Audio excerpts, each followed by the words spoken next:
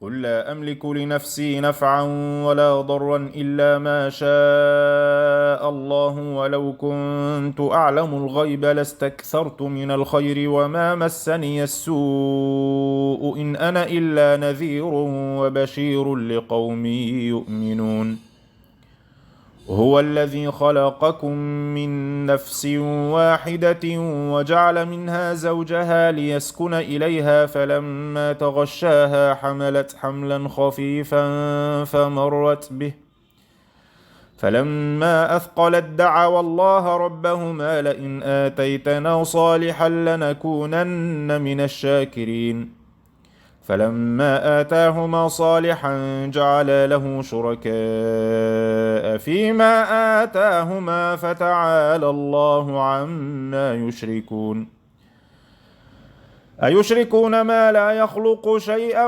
وهم يخلقون ولا يستطيعون لهم نصرا ولا أنفسهم ينصرون وإن تدعوهم إلى الهدى لا يتبعوكم سواء